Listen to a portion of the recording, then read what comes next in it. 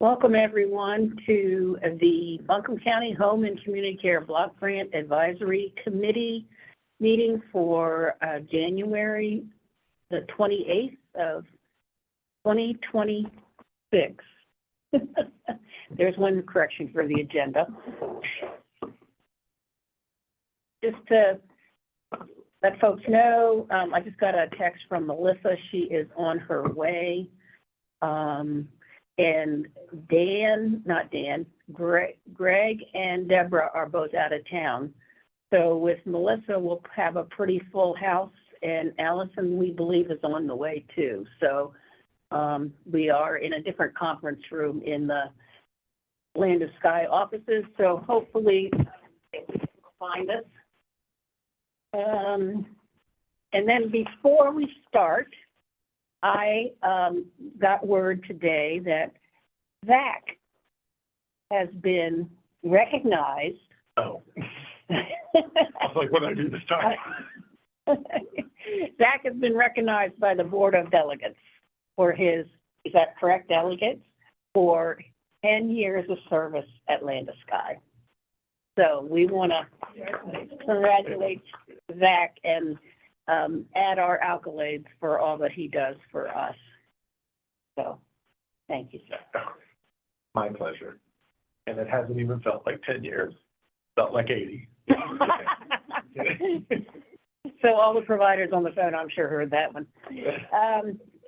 Let's see. Back to business. Housekeeping. Let's see. Do we have an approval of the agenda after changing the fact that it is 2026? Hi, Allison. Second. We have approval of the agenda with the correction and meeting minutes, Billy's meeting minutes from December. Do I have any revisions?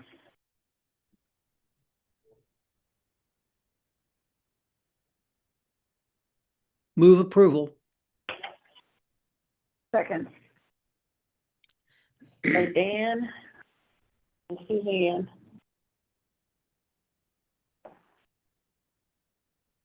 So very good. So we now have approved our meeting minutes and our agenda, and we can continue on with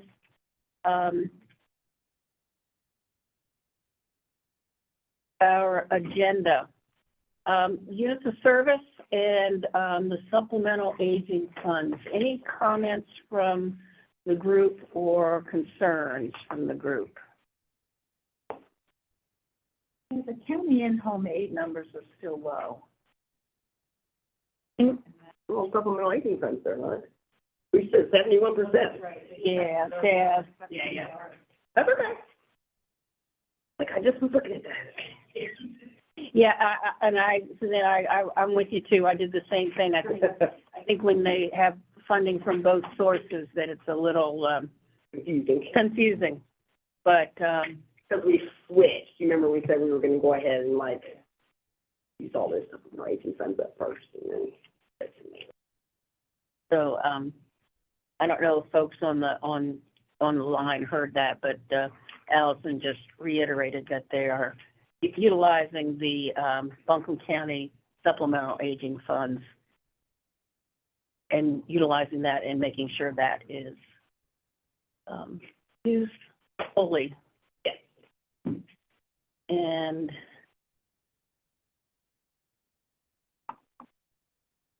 I've received an email from Mountain Aging Partners regarding an update, and they just wanted the committee to know that they're underspent in some of the HCCBG and Buncombe County supplemental aging funding categories, and it's due to lower utilization early in the year and recent participation discharges. It's not a lack of demand. So I can give you more detail from this email that for BC SAF transportation, they serve 9 participants, and they're budgeted at $2,750 per month. And as participation stabilizes and more trips require transportation outside of Mountain Mobility, then the monthly cost increased to $4,000 per month. So they expect to expend the BCSF-AF funding by the end of the year with the possibility of adding more participants. And then for HCCBG transportation, they're currently serving 8 participants, and the recent discharges temporarily reduced spending, and they're actively enrolling additional eligible participants to increase their utilization with hopes that Mountain Mobility can accommodate the route. And the same pattern applies to the daycare and day health. It's due to participant transitions rather than the reduced service needs. So referrals are continuing, and they're reallocating available funding as soon as possible. Mhm.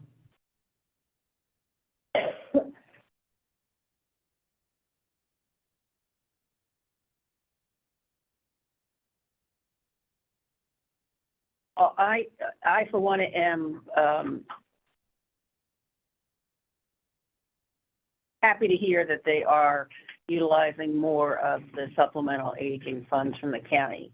Same strategy that in-home aid, because we can move things around more easily at year end for the HCC.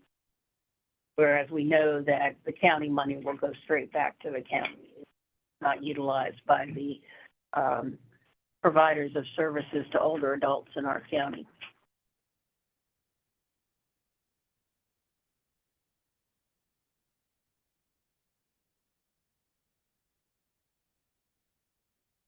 So, Melissa, do you have any? I know you just walked in, and I hate to put you on. I'm sitting there thinking I'm going to have to read this with my sunglasses on. Because I left my glasses at work. What? No, I don't have anything. Well, we'll let you relax and overcome the traffic fun, and we can then go straight into our presentation. And I'm assuming that is Will on the screen there. So does, Allison, you want to introduce Will? 10 seconds, I am in a mess. Hi, William. Can you unmute and tell me exactly your title? Yeah, my name is William High. I'm the lead transportation planner for Buncombe County. So I'm sort of tasked with the funding and the compliance elements related to mountain mobility, among other responsibilities. Thank you. Appreciate you introducing yourself.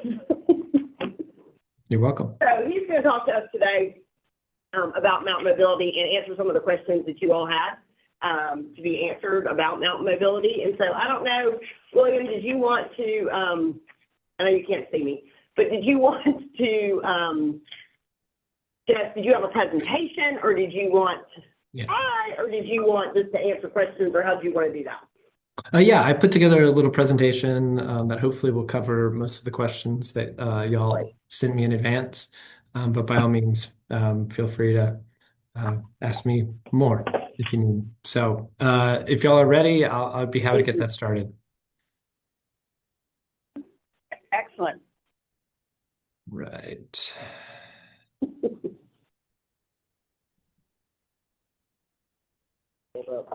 All right.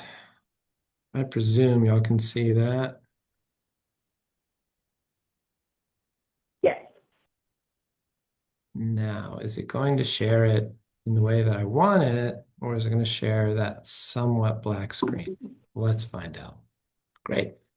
That looks right to me. I hope it does for you as well. Yes. Okay.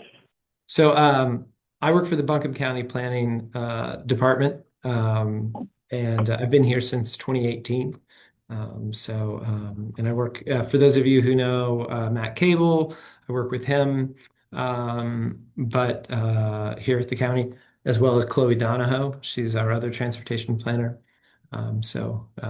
But briefly, we're going to have a look at a broad view of mountain mobility, and then talk about HCCBG specifically, and as well as partner programs that we have, and then look at how we perform on an annual basis.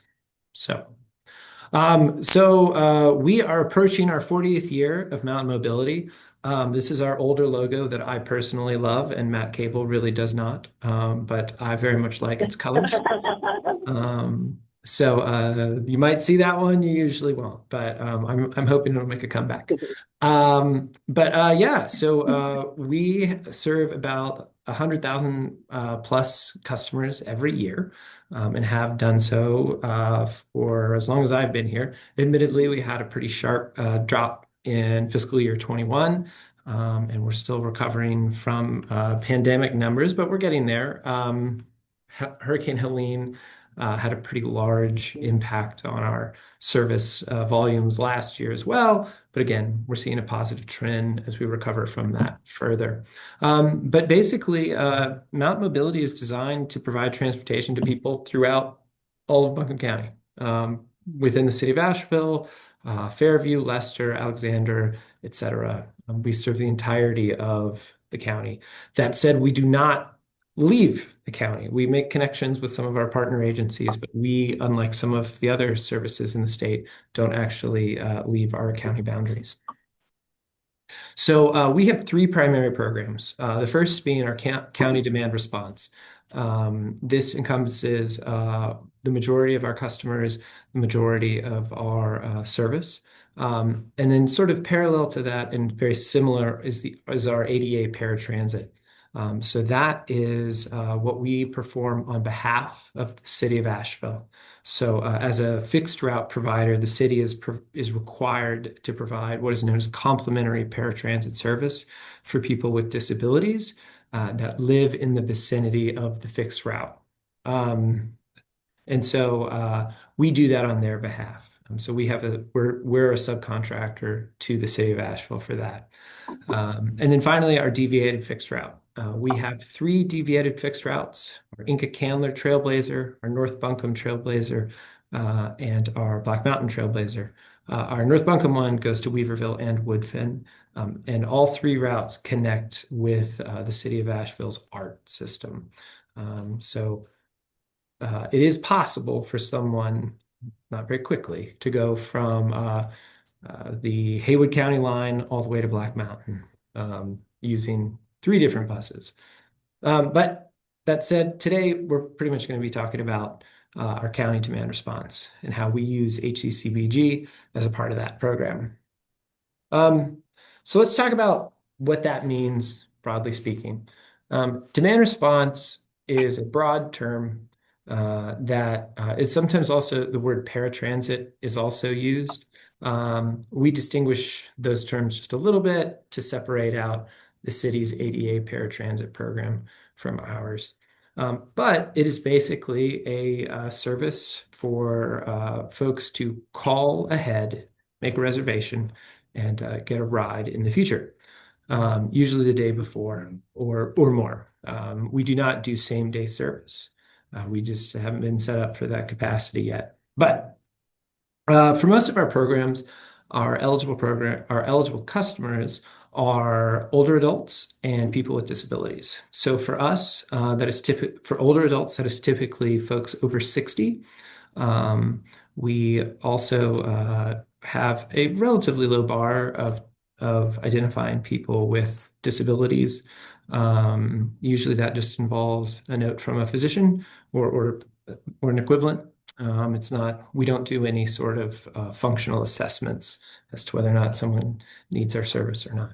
And additionally, as I mentioned before, we serve all of Buncombe County. That is our service area, including the city of Asheville, even for our demand response programs. Our service days are Monday through Saturday. We do offer service for ADA paratransit customers on Sundays, but not for our other programs at this time. The way that it works is our customers, our eligible customers who are signed up with us can schedule trips in advance. They call our phone number, 250-6750. Don't ask me extension. I don't remember which one you press, but there's a prompt there to tell you who to schedule it with. And you can schedule a day in advance or more. And then a lot of times what'll happen is our reservationist will schedule you a trip. They may have to negotiate with you, but we strive to get you there, to get you particularly to any appointments on time. But there's some flexibility there in terms of the window that we can offer a trip. In addition, for people who are registered to use a companion, a personal care attendant, that is, as a part of the eligibility process, we have people who do need assistance using our service beyond that of our operators. I should mention, we operate what is known as a door-to-door service, meaning our operator will come to your door. They're not supposed to go past the threshold of your door, and that includes, say, an apartment building. They're not supposed to go into the door of the building, mostly to keep an eye on our vehicle. And they will help the person get to the vehicle or from the vehicle to the door of their destination. Anyway, if you need a personal care attendant, we set that up in advance. That person can travel with you as well. Some of the policies that I was asked to talk about in particular, I think the only one specifically was about our bag policy. So a lot of our customers use Mountain Mobility to access shopping destinations. As a result, we do have to put limits on how much people can bring with them. And so the rule for Mountain Mobility is that you can bring as many groceries or bags that you can carry and hold on your lap. With that, there has been discussion of that over the years, but essentially that is born out of necessity from people. I think I was told someone tried to bring 50-pound bags of mulch, and that's not, we have these limitations, mostly for the protection and safety of our operators who are not supposed to help our customers unload and offload their bags. They often do, but we do that for their own safety. I will say that many of our operators are old enough to be our customers as well. And so we need to make sure that we have policies to protect them and their health as they are doing this every day for many hours a day. So it's not just one trip for one individual. We also often are conducting group trips. So, but I'll get to that in just a second. But all that is to say is we often have multiple shoppers on a vehicle at one time. So it's important for us to be efficient with our space on the vehicle so that we can get people where they need to be more efficiently. Any questions on any of those items? Okay. And if you have any questions, please just let me know.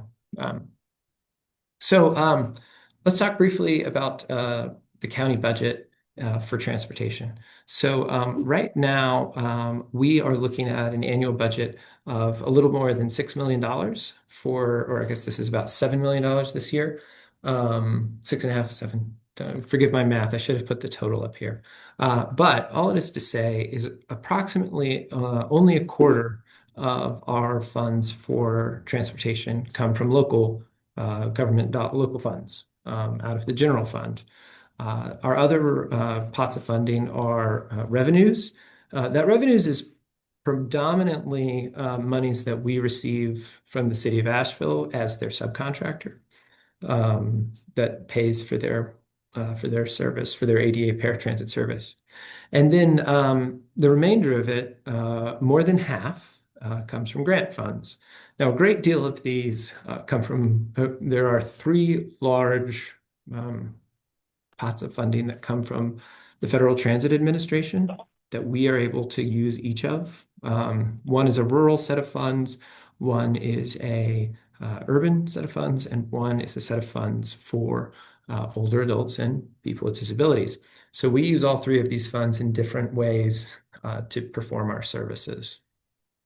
And I should, of course, mention HCCBG is part of this set of funds as well. We, as of this year, Mountain Mobility is only using HCCBG funds for medical trips. We have very few strictures on these trips. People can go any day of the week, that is Monday to Saturday. And we don't limit it where you're going, as long as it's in the county, or what the purpose is. That's not for us to decide. So it's essentially, now people do have to establish their destinations ahead of time to make sure that we can access it and things like that. But we don't have any sort of limitation on whether or not you're going to the nutritionist versus the oncologist. That's not anything we're interested in parsing. But all that is to say is we get to serve people. We serve these trips anywhere in the county to anywhere that you need to go for a medical trip. This is relevant mostly because many of our customers live, well, anywhere in the county. But as many of you are, I'm sure, aware, there is a real concentration of medical facilities along US 25. We've got the hospital, of course, just south of downtown, then all the way down Hendersonville Road, down towards the south part of the county. You really see a strong concentration of our doctor's offices and things in that area, but our customers are scattered throughout. So we're bringing people to that part of the county all week long. This year, we are not billing for general trips, but in the past, and quite likely in the future, we open up these trips. We use these funds to pay for these trips for more or less anything else, be it social outings, shopping needs, personal trips. That said, we are still performing these trips. I should hasten to mention. We are still doing this program. We're just not paying for it with HCCBG this year. We're paying for it out of other funds this time. But all I have to say is it works the same way, door-to-door trips scheduled in advance. And for both our medical trips as well as our general trips, I didn't mention this earlier with the policies. Folks can schedule what we call subscription trips or standing trips. So if you have pickleball every Tuesday morning at the YMCA, you can set that up in advance and can do that every Tuesday without having to schedule it in advance, and we'll be there at essentially the same time every week to get you where you need to be. One difference between our medical trips and our general trips is that we do limit the service days for general trips according to where you live. The main reason for that is because we just need to have a little more structure and ability to move people around. So, for example, I recall that the city of Asheville, the people living in the city of Asheville, their general day trip, they're also called their shopping trip day, is on Saturdays. There's a whole list of it in our rider guide, which is on our website. But, for example, I'm going to make up the day here, but, folks who live in Leicester can travel Tuesdays to their closest destination of whatever type they need. So, for example, if you live in Leicester, we'll take you to the Ingalls. We'll also take you to a Walmart. We will not, however, take you to a different Ingalls that you like more. We'll take you to the closest version of whatever you need. So if you're a State Employees Credit Union member, we'll take you to that location. We won't take you to a farther location. This is, again, just for the sake of efficiencies, things like that. So here's a brief look at our annual service statistics and rate costs for the last few years. 5 years ago, we were charged $2.28 a mile by our service contractor. Oh yeah, one thing I forgot to mention earlier. We have what we like to describe as our three-legged stool. So we have our operating contractor. They are the people who are actually performing the trips. It's done by a company called RATP Dev. Then there is the admin contractor who is housed at Land of Sky. That's led by Vicki Jennings and her team. And then finally the county, who we pursue the funding for this and are in charge of the contract compliance and the federal grant compliance. Well, the grant compliance, not just federal. Anyway, all I was to say is this: on the second column on the left is what our annual service mile rate cost is. So for every service mile, that is to say, from the moment the vehicle leaves the parking lot until it comes back in, we pay for every mile that is, at least if that's, we pay for every mile used in support of picking up our customers and taking them to their destinations and coming back.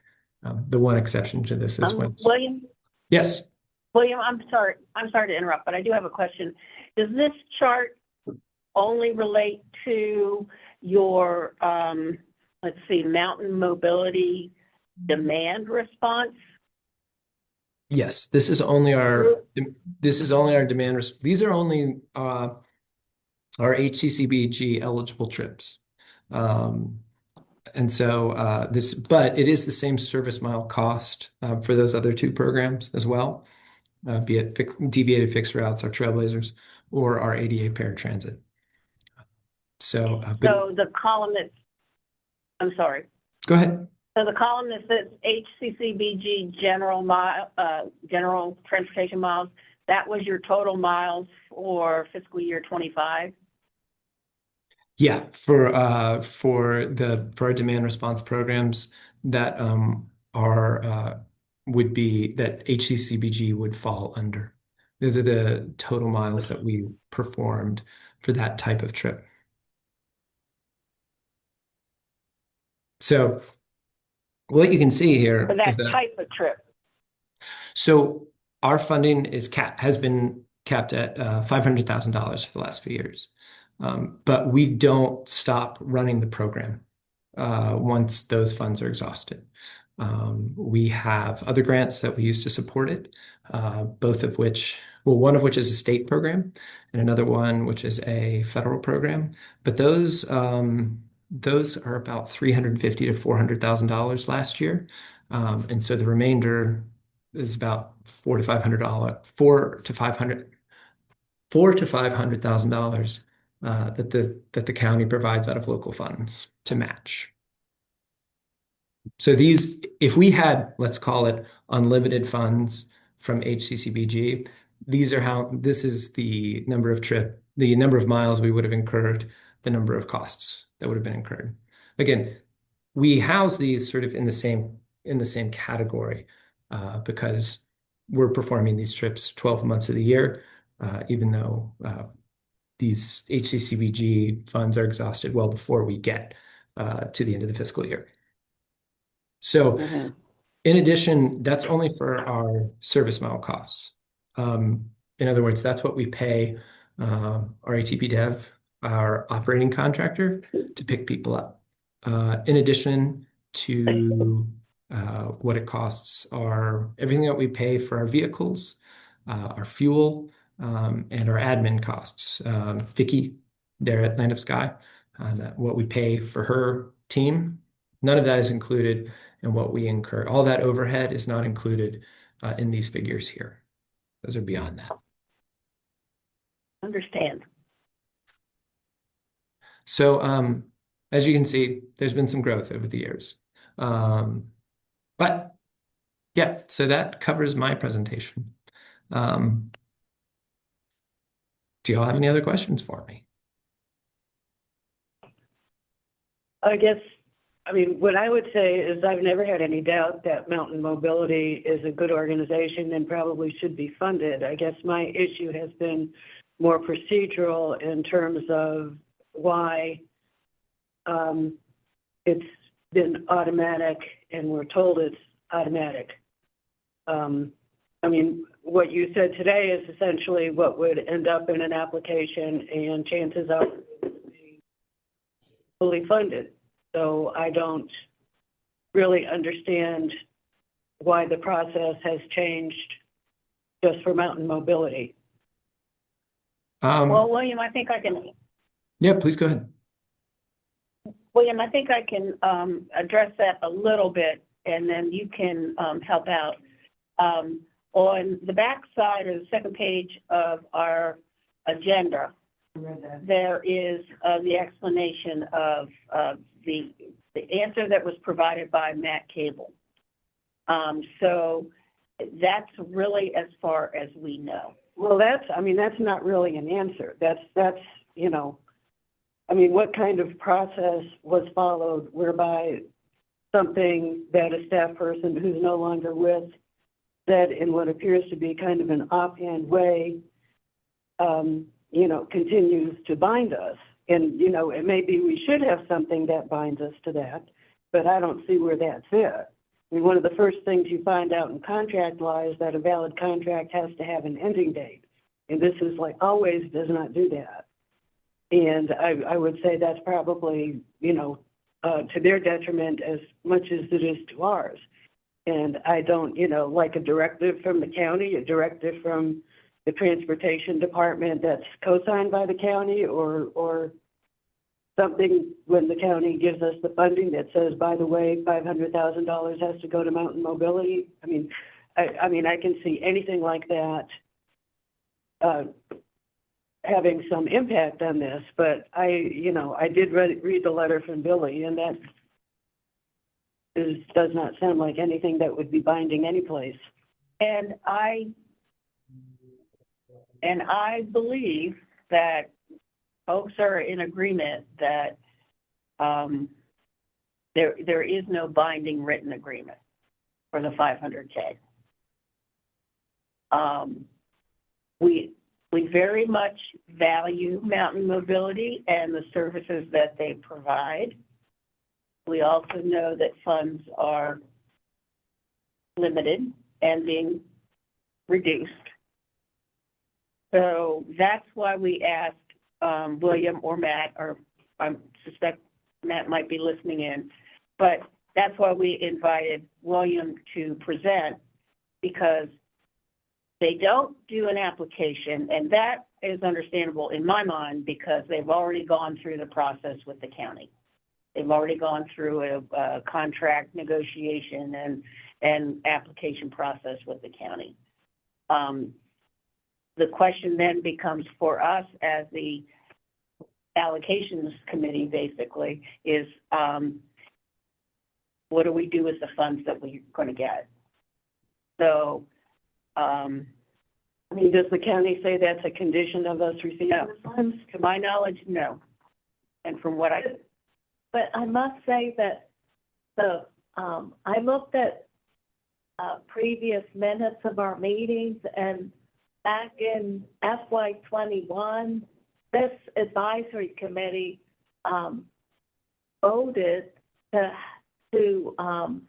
not have Mountain Mobility fill out the application. So that's HCCBG application. So the committee's been following it ever since. So there is a record in the minutes that the committee made that decision. Now, regarding the amount, there's no written documentation.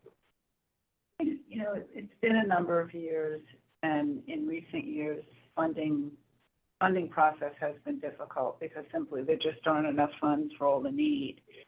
What sort of paperwork or documentation could we get or should we get from the county? Oh, retired. Yes, okay.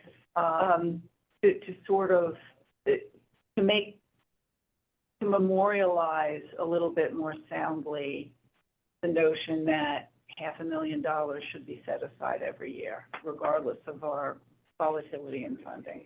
Well, it seems like if they negotiate with the county and that's what the county comes up with, and then the county gives us that money, it shouldn't be that hard for them to say this is earmarked for mountain mobility. Well, And I will, okay, can I respond? A couple things. One is, well, we are the county.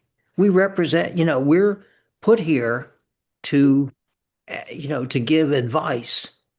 And so my thought in listening to this is that, and particularly after seeing William's numbers, what seems to me is that the need is real. There are some efficiencies that come from the way this is done in terms of trying to maximize the use of county funds and be flexible with other funds, state and federal. So I'm wondering if we memorialize this by, I'm just going to pull this out of the sky, but to have an agreement that we will continue to fund at $500,000 for the next 3 years, and then we look at it again in 3 years or some time period. Well, you just made a decision based on the presentation you heard, which was fine. Okay, I mean, and the presentation, like I said, is essentially what we would ask for in an application. I mean, I don't think the application is that onerous, and don't we have a expedited process for people who have been filing an application now? We didn't do that. I thought we were going to do that. It's only like, I mean, at this point, this is just money given by the commissioners. Right. So that's who would have to earmark the money. It would be the commissioners. It wouldn't be, Yeah, I mean, I would think. I mean, it would be the commissioners earmarking the money. Yeah, and I think that's what they should do. well, I think something either from the commissioners or the county is not going to happen between now and the 27th of February when the grants come in. I personally, and this is my opinion, my personal opinion, is that we make no decision here in advance and allow all the members to allocate as they would on their own, like we have been, with no no restrictions or no, without the, how do I say this plainly? I would say that we allow the members of the committee to review the applications, and I'm assuming William will share his slide deck with us. And we, as individuals, allocate the funds as we see fit without having a $50,000 requirement, $500,000 requirement for mountain mobility. So basically, mountain mobility would be in the same boat as everybody else. They wouldn't be guaranteed the $500,000.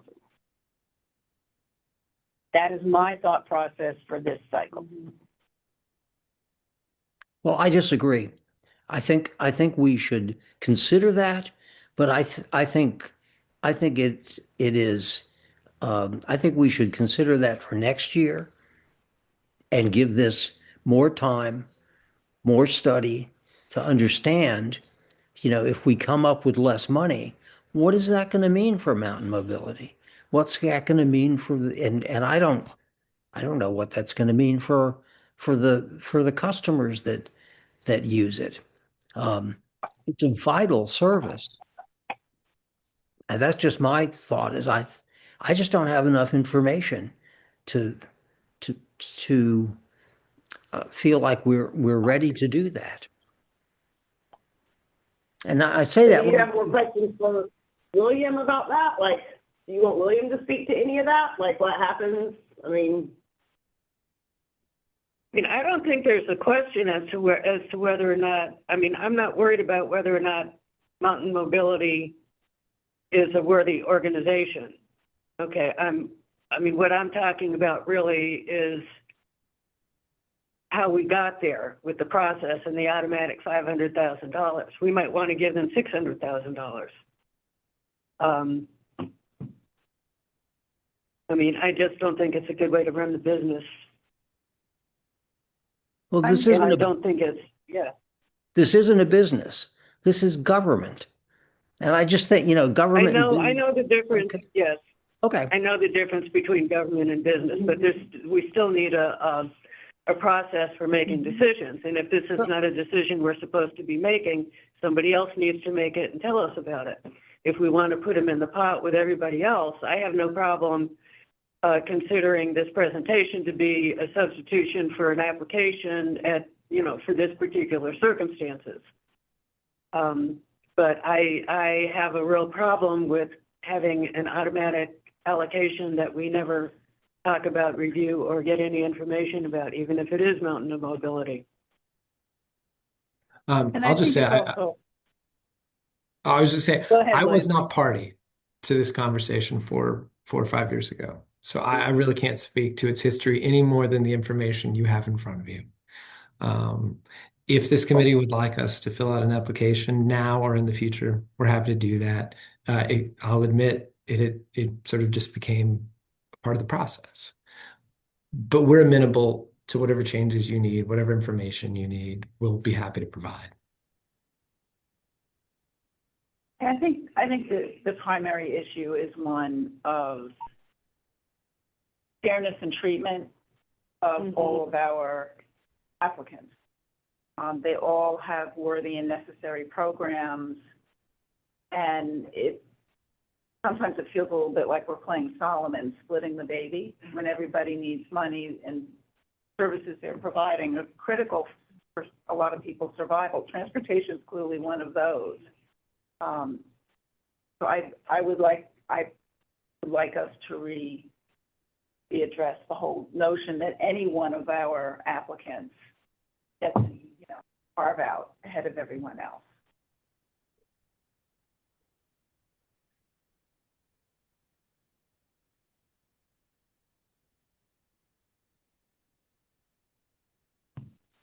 So Dan, I think from what I'm hearing in the room here, am I hearing in the room here that folks are not comfortable with the requirement of the 500K? That what As a requirement, as a requirement. not as an allocation. So Yeah, help me out here, Dan. So, well, there's a couple things. First of all, I think the notion that there needs to be clarity and consistency is a good thing. And my recollection is that, or my perception is that Jen made an agreement, came to us and asked us what if we could, if the application for Mountain Mobility could be excused, if you will, in order to give to create some stability and some efficiencies. And essentially, it was an interdepartmental conversation, and we agreed to that. If we want to change it, I think we can. I'm not sure I understand why, because are we talking about giving them less money? Do we really want to do that? But I'm happy. I understand the fact that we want to make this neater, more focused, more fair in some ways, at least fair looking, and that's part of why I suggested waiting for a time period to do that, so we maybe better understand the potential consequences. I mean, I don't hear anybody saying we should take money away from them, but just that we should put that in the larger in the larger pot of our discussions. And I can live with that, but I'm I'm just, my hesitancy is that I think, I'm just sort of a there's a conservative part of me that reminds me of Edmund Burke, I think, said something like, don't take a wall down before you know why it was put up. And maybe we know why this wall is there.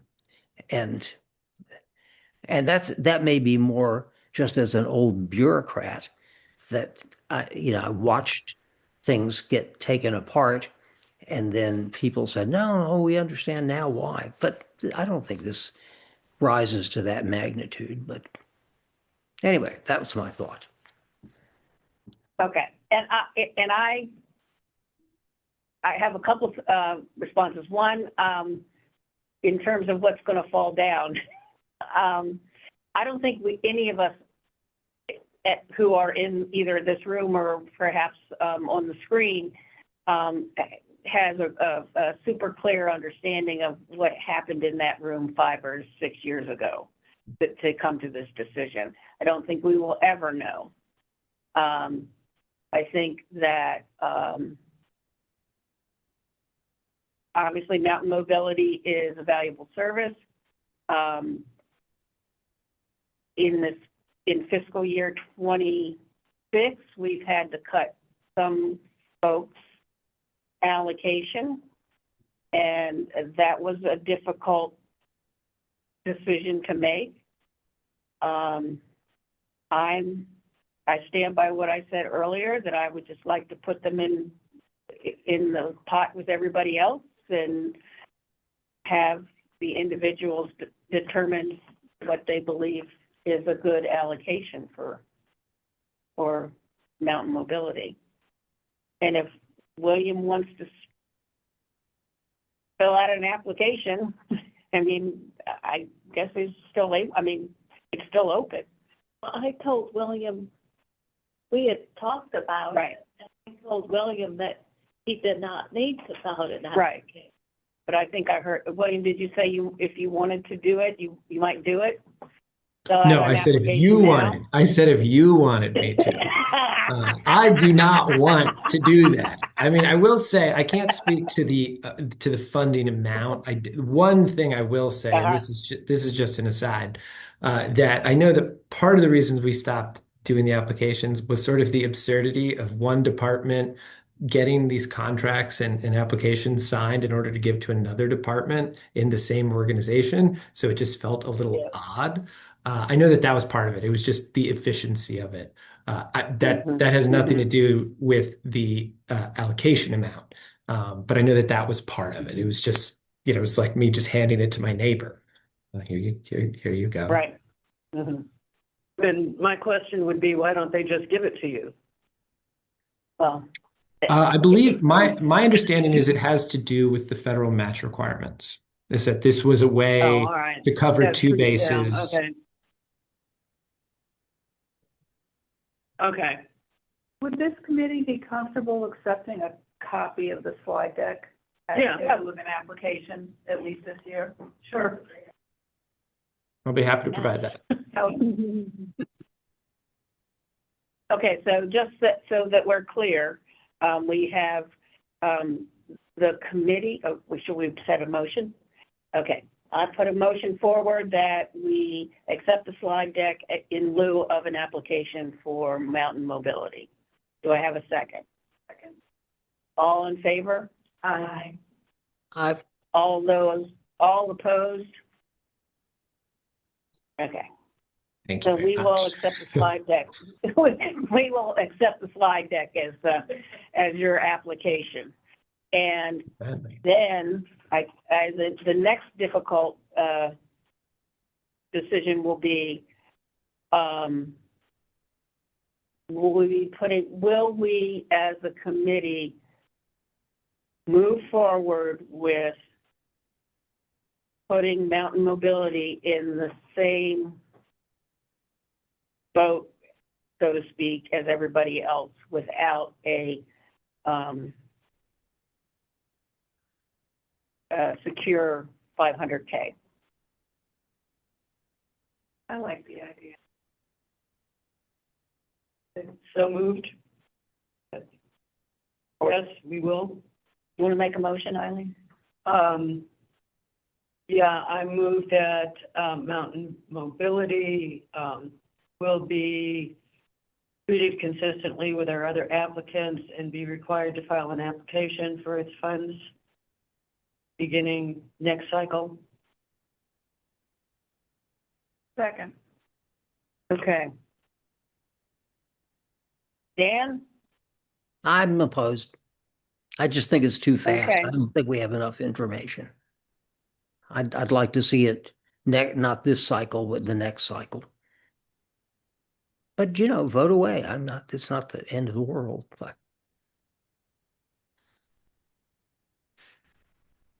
So my thought is this, I think that Eileen I mean, it makes perfect sense to me. The other piece of it that I look at is if somebody wanted to come and find out why they didn't get a certain funded and they applied, then they're going to ask for they could ask, I'm assuming, for some documentation that says, well, why did you give Mountain Mobility this set amount every year since 2021? And so then do you have a document that would stand up? It doesn't sound like we do, so I think it's a vulnerability.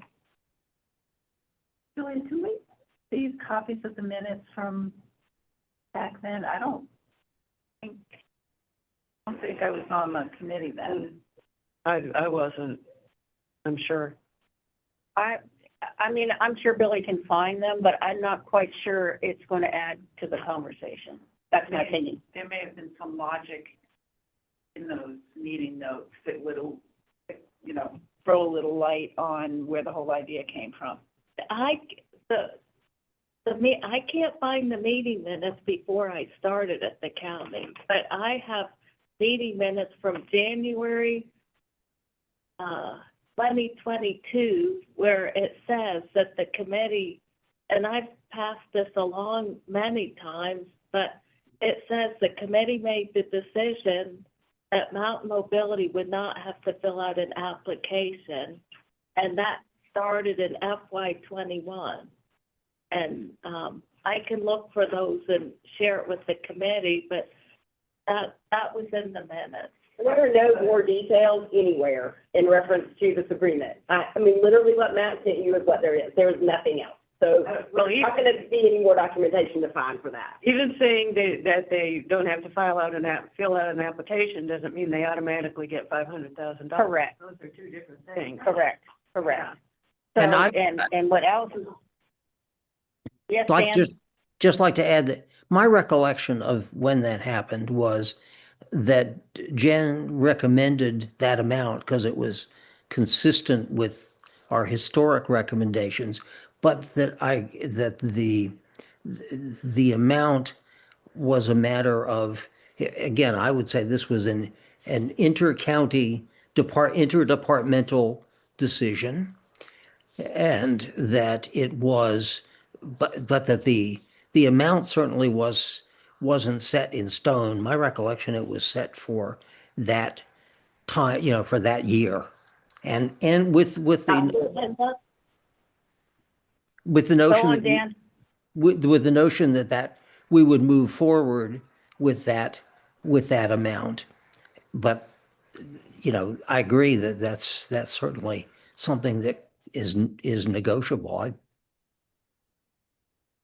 And I remember from those minutes that I wrote was that the amount was it was a 5-year look back on what Mountain Mobility had been funded for the past 5 years, and that's how it came to be. Well, I just find it interesting that the 500K is also the same amount that the county at the time was giving us. Now the county is only giving us $375. Well, the county wasn't giving us that. That's the reason they came to that agreement. The county was giving Mountain Mobility $500,000. And that is how Jen said, please, can we use that for people who can't be funded through HCCBG? So that's how the $500,000 came. But yes, last year was a whole other Yeah, that's when it, with the budget and all that, but, there was no DCSAF at that point in time. It was only HCCBG funding, and so that's how Jen was able to work to make it so that there was an additional pot of funding. So, that makes sense. Mhm. So okay, is there a further discussion before we, vote on the motion that Eileen put forth? Could you remind me? You can repeat that? Yeah, repeat the motion. That, for this, funding cycle, the, presentation that, is that your name? William, William just made will serve as an application and will be considered along with our other applications. I'll leave it at that. And then why don't we talk about next cycle? Well, that's about the application. That's not about the fact that we're saying we are going to put that Mountain Mobility will not have a set 500K. Yeah, okay. All right, and it will be subject to discussion and allocation, same as our other, Well, applicants. we already voted, I think, on the first part of that. Correct. That it would be, Yes, okay. that Will's presentation would be the application. So we already approved that. So we need a second motion. Okay, Second motion that says, Mountain Mobility will be included along with our other providers in the decision-making process, and will not be committed to 500K. I don't know that we need to add that it will not be committed to 500, just say it will be determined by the committee. And funding will be determined by the Committee for Mountain Mobility.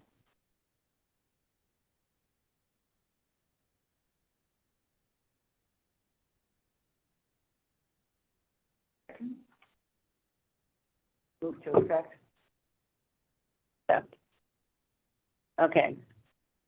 Garble it again. The motion is that Mountain Mobility will be included with all the other applicants in the allocation process. Period. Move to accept. I have a motion, a move to accept. Do I have a second? Second. Okay, voting. All in favor? Aye. 1, 2, 3, 4, 5. Dan, opposed? Opposed. Okay. Now, let me tell you the other reason I'm opposed, which it's for me a matter of balance. I spent 20 years on the board of the Transit Authority in Winston-Salem that has a robust paratransit system, and I think paratransit is complex, and I feel like there's risk for our clients in messing with this at this late time of year, with all the world of funding uncertainties. And so I say that because we can have that discussion as we pursue how much they should receive. And I look forward to that because what you're saying is, as we've done in the past, we do have discussions about our application process, about the dollars. Mm-hmm. So that'd be perfect time. For all we know, everybody will stay with the 500, but we don't know. And we can't predict. Not only that, we can't predict I'm thinking of your other funding sources that support your mountain mobility, you don't know what the funding for those is going to look like down the road, just as we don't know what the funding is going to look like from Older Americans Act and other. I guess what I'm saying is this is a very fragile time in the funding of things that we're interested in. But we'll see when, and that's only a month away. I mean, a month or two away before we have to make those decisions. And that's why I'm hesitant. No, this is our most flexible and largest pot of funds to support this demand response program. We appreciate that. And feel free to send any additional information that you would like to Billy. Yeah. The applications don't close until after our next meeting. So we will have more time to discuss. Already sent the PowerPoint. Excellent. And have we memorialized the approval of the motion? So the motion is passed. Okay. William, thank you for all that Mountain Mobility does. I can't take the credit, It's but thank difficult you. times. All right. Well, good Difficult luck to times. y'all. Thanks very much. Thank you. Thank you. Thank you, William. You're welcome, Belly. Thanks for having me. Mhm. Well, folks, I'm looking at the time, and to be respectful, we did we say 5 o'clock? We did say Mhm. so. Yeah. It's 5 o'clock. Yeah. I'm thinking I'm going to leave a little early, I'm sorry. Yeah. I don't know if I personally, I'm kind of exhausted from the discussion. Does anybody have any further topics or concerns? Well, can I add one thing? Is I'm not exhausted. I think this is a absolutely. good discussion. I think the idea of dealing with this is good, and that's I think we did a good job today, and that's why the commissioners pay us so much to do this. Dan, thank you so much. Thank you so much. I appreciate that. I guess I'm exhausted because, I'm the one that I want to fund everybody at 100%. That's my problem. But no, good discussion. And a great group of folks. I'll just say I did some on-the-fly math from his presentation, and if their budget really is, what do you say, 7 Yeah. million? Mm-hmm. HCCBG makes 7% of that. So, I mean, it's not a huge amount, but it's also not a small amount. Yeah, and then I just also noted that from my understanding, having been here 4 or 5 years ago when these decisions were made, the BCAS funding was supposed to kind of take the place of the mountain mobility so that we could offer it to places like memory care and things like that, things that don't fall into the HCCBG scope.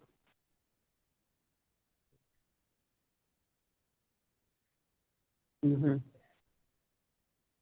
And that's been really, I've really am proud of this committee to be able to fund the non-HCCBG restricted services. And that was a fair trade, so to speak, with the county to allow that. Mm-hmm. Yeah, and this is not, not that, like Susan said, if we could fund everybody at 100%, we'd do at least that much. I think Greg made the comment during the last cycle that what was making him squirm a little bit was that our applicants are doing such good work. And it's like, you're doing such good work and we appreciate it, and so we're going to give you less money. Right? And that's the reality of it, because funds are tight. And I don't think people know that's out of our control. I mean, if they pay attention at all, at all, they know that is not us. Yeah. And we still don't have a state budget, do we? Mm-mm. Got my letters written in the car, ready to go in the mailbox to my. Needs to move it along. Speaking of which, we do have primaries coming up starting February 12th. Yeah. And I won't be here next month because I'm a poll worker.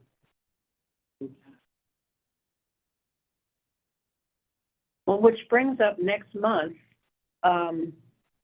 since we won't have the applications open, what topic do you want to, what would you want to bring up? Would you want to ask another provider or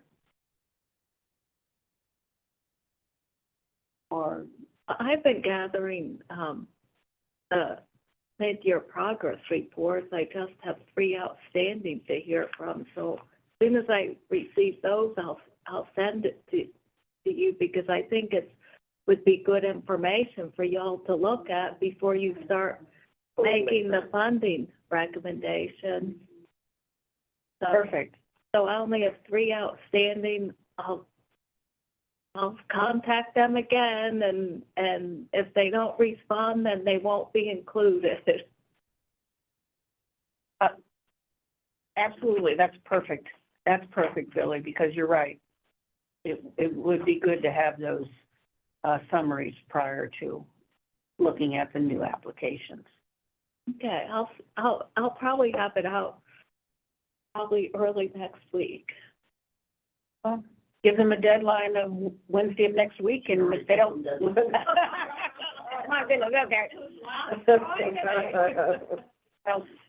Well, if you don't hear from them, by the end of next week would be great. Just to give us a chance to look at them. who are the slackers doing?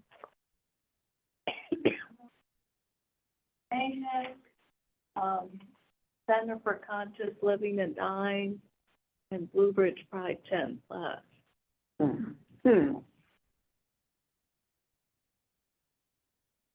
So how, if we have a minute, how is Unite doing? Well, they plan to start. They sent a pretty lengthy progress report, so they're going to start in February and with the Elder Club, but it's all in the progress report.